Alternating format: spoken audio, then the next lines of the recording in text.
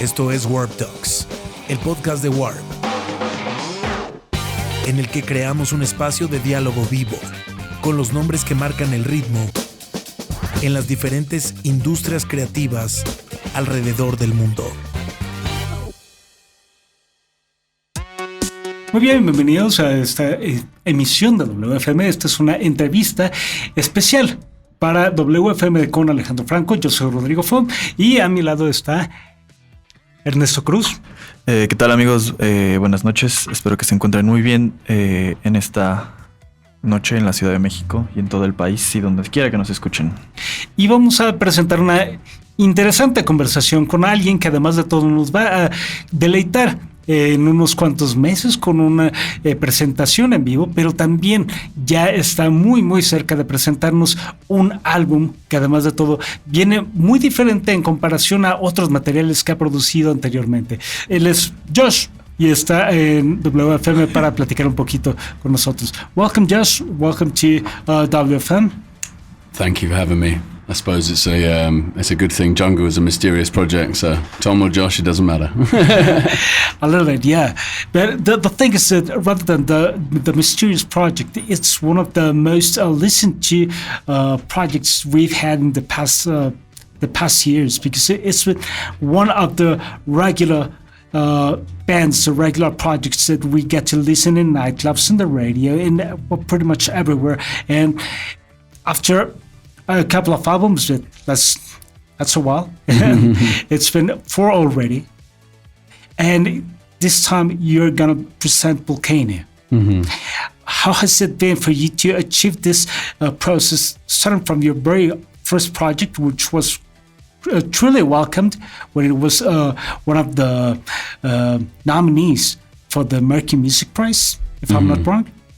Mm. And nowadays, you're one of the most popular ones, the regular referent for the dance scene. Mm-hmm. How has it been, this process of just, starting from a small project and then developing into something so big? I think it's just one of those things that happens gradually over time. It's like getting fat. You don't notice you're getting fat. It just happens. So yeah, that's my life really. It's just been going from loving music at an early age and making it, and sort of relying on myself and relying on not relying on anyone else to make your art. You have to, if you want to direct a video, go direct your video. Don't wait on anyone else. That's sort of the mentality, and from that you just build bigger things. It's been a very curious kind of answer, the one that you just gave, because it's quite honest. But before achieving this moment of developing your own art, I would like to ask you, what has been this seed, this musical seed that was in yourself, that was within yourself, that grew into developing Jungle's specific art? Because you started with this falsetto singing kind of music, this funk sounds, this 70s kind of music, always attached to your style. And nowadays it has evolved into something quite different. What was this first inspiration that you had, and what has been, how has it been the evolution of the whole sound that you've taken nowadays? Well, I suppose you just sort of it's about how you go through life interpreting everything else. Your taste is going to change over years, and I think Jungle's sort of been true to its taste changing and developing as, I've got older. What I like and what I listen to is different. If you listen to the same thing, you're going to make the same thing. And I think it's a balance between understanding what you've created in the first place, that people have an emotional attachment to, which is a certain thing from 2014, our first album. And then over time that sort of changes, and you want to put new things, you want to make new, he's bringing the mic a little closer, you want to be right there, okay, I get it. Make new things over time, and that's what we've done. We've sort of developed with our own taste and what we like. That's been important to us, and I think that means that you can stay relevant and you can stay, it's like yourself. You want to make something that you're interested in at that time. I'm not going to if you keep making the same thing from 10 years ago, like you're going to fall out of love with it, I think. And it's going to be something that is, that you hate over a time, doing the same thing every day and trying to make the same sound. But I think it's still got an essence of the beginning stuff. And I think that's just because it's put through the same lens, it's sort of seen through the same eyes. It's like art, really. You paint and you still see it, and your execution is from the same sort of person. We'll see where it goes. I think Jungle's really just an expression of what we do. Talking about this 10 years since the world's meet jungle, I would like to know how do you feel when you think about all the road you've been through since then? Sorry, say that last bit again. How do you feel when you think in all the road you've been through since then, since 2013, 2014? Well, it's been a kind of long journey. I think you don't really. It's like life, I think it just changes over time, and how you think about it changes over time, because you have this reflection on the past and you can see, oh, okay. You can never get outside it completely. But you can kind of see what it is. You can see its talents and you can see its flaws. And I think that's just, as you get older, you start to accept sort of imperfection a bit more, and you start to realize that it's not in the idea of everything being perfect. I think you accept the broken parts of it more. And I think in the beginning you can be like very, concerned about it not being perfect. But then when you get older, you're like, well, oh yeah, this is what made it amazing. This is why people liked it. And you have to appreciate that. And then as time goes on and you change, I think you let go a little bit more. And this new album, Vulcano, is sort of a representation of that in some ways. We're just sort of doing our new thing. And let me tell you now that you just mentioned Vulcano, I was just listening to a couple of singles, to be honest. But I also listened to the very first part of the album, and it took me to a lot of places in my memory. And the first song that I got was The Go Team. Remember The Go Team, the band? Okay, yeah. Yeah, a little bit of The Go Team. And afterwards, it was a little bit like Junior Senior, this Norwegian couple of musicians. And of course, in the middle, there was this incredibly techno dance music. It was a little bit more electronic. And I was just starting to understand, hey, this is jungle, but this is not the regular kind of jungle. This is not a jungle that I've, glided through. And I would like to know a little bit more about that kind of thing, because now that I'm talking to you, I feel this very honest expression of how you were deciding to make this evolution in your own sound. And you want to explore something different. Yeah, I think it's just about, I make records, do you know what I mean? I sit like this guy in front of some speakers and make music. So it's I think what people think jungle is kind of different to what it is. And I think that's part of the mystery of it, people don't really know.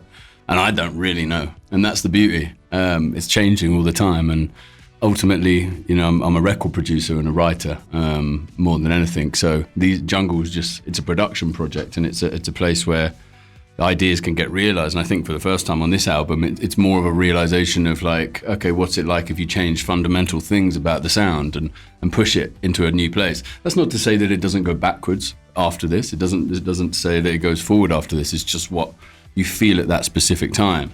And this album is sort of about that. I've been working a lot with Lydia Kitto, who's very close to us, an amazing singer. And we just wanted to create these sort of like samples and create this record that was just, about the vocal and about the kind of the harmony and the feeling and the nostalgia, but also make it feel modern and make it feel sampled and make it feel kind of breaky. And it kind of felt like this kind of weird mixtape. I've always been obsessed with like, the Avalanches, for example. Since I Left You is obviously like probably the most inspirational track to me. But I always wanted to make the samples. I didn't really want to be like, I thought that would be more impressive if we could make the samples. And that's what we've been striving for, is like, because if you can make the samples, then you're both, You're the original sort of artist who has the talent to do that and write that and sing that and put that melody together and that harmony together. But you've also got this modern aspect, which is the ability to interpret that and reinterpret that in different ways. So yeah, that's the process. As a producer for this new record, did you try some new techniques or different ways to work and the process behind this record? Yeah, I mean, obviously working with different people is the main kind of catalyst for that. Finding the right people to work with and bring them into the project is really, really important. I think working in a good space and working in a space that is like inspiring is really important. You need to have the right amount of room to think, and the right amount of energy and light is really important. That's what I've noticed. If you're in a cupboard or you're in the wrong place, you're not going to make anything. So we worked out at Metropolis Studios in London, which is this kind of cool studio. It's just got the right feng shui, the right amount of space to kind of be with other people, but not. And the control room sounds really good, and you can just like hunker down and get into that world and lose yourself in the record, and that's the best bit. That's the most important bit for me, is actually the fantasy part of it, the part where you go in and you're kind of creating it in real time, and you get lost in that like it's the first time you've heard it. I've had all my moments with the songs. I loved them at a certain point. That's when we make it and we can play it and we're like, wow, what the hell, this is amazing. It actually gets weird when you hand it over, because it's like, guys, you just give it away basically, and it's no longer special to you in a weird way. The special moment comes when you finish the track, or you're finding the track. That first time you're like, wow, what's that? You're surprised by it and energized by it, and that's really, really a special thing. And a lot of this real world stuff it's almost like, it's less important, because it's the kind of world that you go into that sort of provides the escape from like reality in some way, and that's exciting. I think it's about curiosity. It's like going into a woods, or going off into the universe. It's that like exploration of something that's new, and it's kind of personal as well. I would like to take this part of the conversation to a lighter side of the whole, chat. The thing is, are you familiar to this Morikawa sketch? Sorry. There was just this Saturday Night Live sketch where Christopher Walken works as a radio producer. No, it's a record producer, and suddenly appears Will Ferrell playing the cowbell when the band was yes. Yeah. I've seen it. Have you ever had this kind of situation where you had to deal like, the producer, more cowbell, or something like that? And how's it been? What was the track, please? Yeah. Can you tell us a little bit of that? I mean, it depends who's doing the music, and who's making the music. That normally happens if you've got somebody else in who's singing, or somebody else in who's playing the drums. And you've got an idea for it, and they don't know what to make. They're like come to see like, well, what do you want? And so it's trying to find that balance. So you have to kind of convey the idea to somebody, and that's the kind of trick. But the best way to do that is do it yourself, in some way, or represent what that is in the studio. If you have an idea, the best way to get it across is sing it or be it. So yeah, that has happened. But we tend to make stuff in like isolation, weirdly. Bits of this record and hello, that's the sound. I'd sample that. Bits of this record were made weirdly in isolation. You have to get into your own space sometimes to take it somewhere, whether that's Lydia or Tom or me going into our own little spaces to create on it. I think everyone's like wants to have this dream that like it's all made together, and like, but really to advance, it's quite difficult to do that.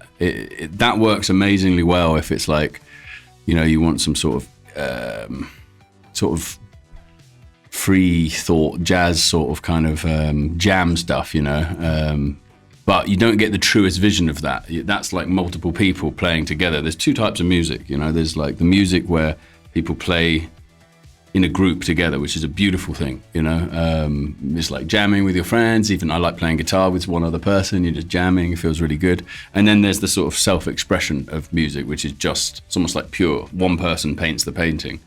And that's sort of another side of it where you think of the drums, you think of the bass, you think of all of the parts. So you kind of, it's almost more refined. I think you can look at Tame Impala for an example of that. You know, he's playing the drums on it, he's playing the bass. So it's all his energy that goes into it, which makes it much more emotionally refined. When you play in a group, you get a different energy. You know, you get 5 people's energy, which can sometimes come across more scattered and confusing. But also can, when the group come together, can be really, really, you know, harmonious and beautiful. So you both have pros and cons. There's just 2 different sides to it. Yeah, and you have to become like this one orchestra. Yeah, but I think that's what makes the stuff work in that sense. You know, it's more refined. It's just kind of more single expression. You know, Lydia would maybe sing some stuff and she would write some bits, and then I would take it and she would do something, or maybe we'd do it together, and there would be like you know, a back and forth in that process that was kind of fun. But ultimately the ideas need to be conceived by a sole source. Jungle is a very loved band in Mexico, and we have received you many times in the recent times. So I would like to know, do you think that Mexico has changed your way to see art or understand art in these years? That's an interesting question. I think so. I think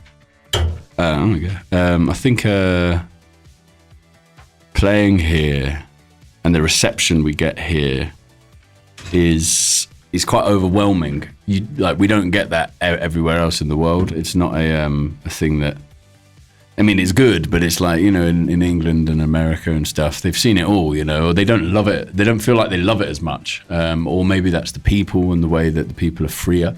I kind of feel like people in Mexico are a lot more kind of easygoing and a little bit more kind of, you know, I think there's more in the Western world, a bit of a tightness or a stiffness that is a bit restrictive, especially when it comes to music and people's expression in the crowds and their excitement for it. So I think that definitely has changed the way we see it, because it gives us the energy. It's like, oh, you go, I kind of want to come back here more and like have that conversation more, because the more you kind of get back from the fans, I suppose you feel like you're touching people in a way that kind of, you know, means something. So it like inspires you more to do more of that, you know, because if people's lives, if you can make them inspired, you know, I remember going to a gig when I was 13, 14 and, you know, watching this band and you're like, wow, I'm going to play bass, you know, you're like so inspired by that. So it's like that cycle of like people just inspiring other people, you know, we're all the same. So I was actually thinking that you just mentioned about how some places just inspire you, and Mexico's a country where brass sounds are usually considered, and sometimes they're a little bit too present in the music. I don't know if you've been familiar to some of the Mexican music, not only the traditional kind of music, but also, you know, pop music, the regular music. And I don't know, have you listened to, have you had the chance to, I don't know, explore a little bit about I don't know, Mexican bands on the radio, or I don't know, somewhere else? Unfortunately, we don't really get exposed to as much Mexican music as we'd like. I suppose you have to really dig for it. So, you know, it's something that I want to kind of look into and get into, but it's I don't really know that many Mexican artists. I don't really know that many Mexican bands, but you have to tell me some. Definitely, count on. But another kind of thing that we would like to explore, well, a little bit changing about the subject, because related to, but it's not necessarily. I've been right now, I'm just holding one of your albums, and your albums, your arts are really specific. They're very, it seems like something quite simple, but it seems like a very, very elegant kind of art. The type of the words, the space, the color, and everything just has to do a little bit about the identity of the whole band. Mm-hmm. And I would like to explore with you, how has it been for you to achieve this kind of art for the music that you are sharing, and how is it, making a compliment for the rest of the music that you provide? Depends what you want to talk about, really, in terms of the records and the covers. There's 2 things going on here. First thing is the logo, what the logo represents, and Then there's the actual typography of the logo. So this is a logo I made back in sort of 2013 probably. It's not an uncommon font. You can get it for free on the internet. All that I did was take the A, or it's an N, and turned it upside down to make a U, and moved some of the letters around. So it's a free font. And then I just sort of adapted it, and it kind of looked cool at that point, and we thought we'll go with that. That looks weird. It's like, is that a trumpet? Is that sort of... It had something that was like a little signature to it that made it different to other words, or the way you see other lettering. It kind of, in some ways, like a hieroglyphic in there. But so I liked that part of it because it kind of made it a bit mysterious. I think the record covers, for us, the name became like something bigger than the people within it. I always wanted to make music sort of free from identity, free from, it's just about the music for me rather than like the people within it. Because I think when people get into it, it becomes about ego and everything else, but music can be on a higher vibration. So the logo became something that was like a sign, almost like a religion in some way, like Justice, Daft Punk and stuff like that. They had these like logos that we loved, and I was really inspired by that. So that's why that sort of ended up there. And then having something on the cover like that and doing something really simple, I think there's inspiration there from, the Beatles, the White Album, and it almost being like, this, you don't know what it is. You're a bit like, okay, it's kind of bold. I liked the idea of that.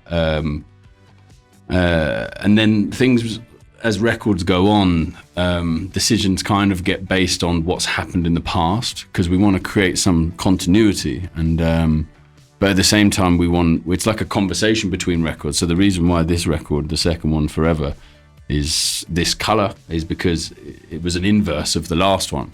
So every record and everything is sort of trying to be opposite to what we've been before, or trying to kind of become free from what we sort of said we were, and I really love that idea that like it's constantly changing, I think, but it still stays the same. And I think that's what you get through the record covers. And the next one was Loving in Stereo, which is like almost like a piece of paper. It's like a piece of paper. It was almost like stripping it again, like how simple can it be? And then this new one, Vulcano, is probably my favorite album cover of all of them, because it's very warm. It's got an orange gradient to it, and for me that sort of represented the kind of sunshine, which has always been kind of part of Jungle.